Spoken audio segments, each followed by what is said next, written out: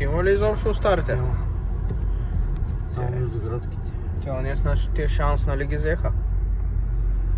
При вас са шанс вече. Да. Тия шофьорите са при нас.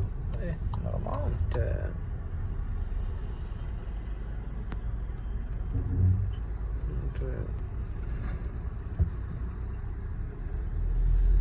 В принцип, аз не четох, гледах по закон.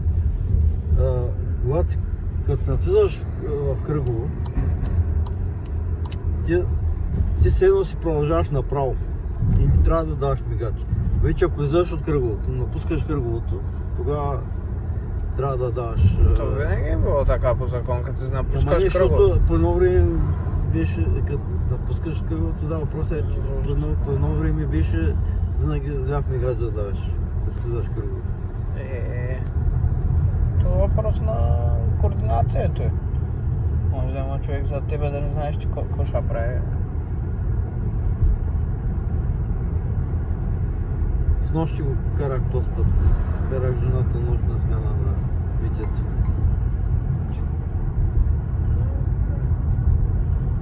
А тук продължаваш на кръговото нагоре. Да.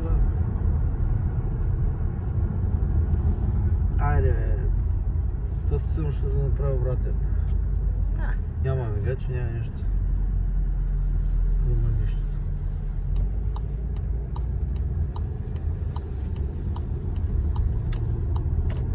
Ти колко вика? 2? 1,5. 1,5. Двойката от колко почва цената?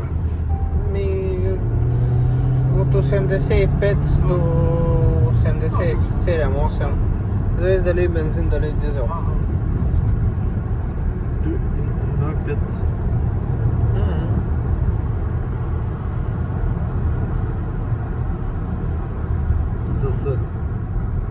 Са ми любимците. 50 тук ограничението, 50 на коли го спазва. Като сложат тук камерата, бая го Ти спазва. знаеш къде ще слагат камера? Там в Сем, нали го видя къде? Да? Там ще слагат камера, там е одобрил кмета. Да. Стационарно. Те нали искат да правят утракан с средна скорост. Значи, знаеш на какви неща съм се нагледал от утракан. Едно време тъмна работа един ден и се пускам от надеза и си карам от зелената лента и по едно време от двете ми страни на Ауди един Мерцедес си правят гонка. Шака ми от носа тук главата, от двете ми страни. И обаче на захарната имаше полицай, че се намалиха там. Тук какво правят? Къде? Не, то мисля, че правят нещо. И че набира за 1,5. Приятно се върви колата.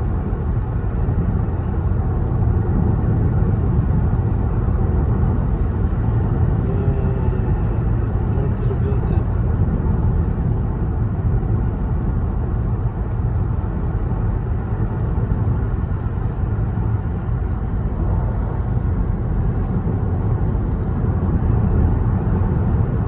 Къде ще завим?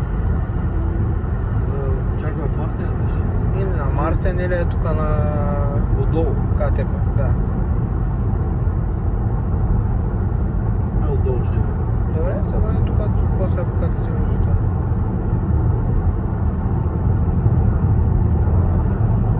То сега каското колко отиваш? Горе-долу на 60.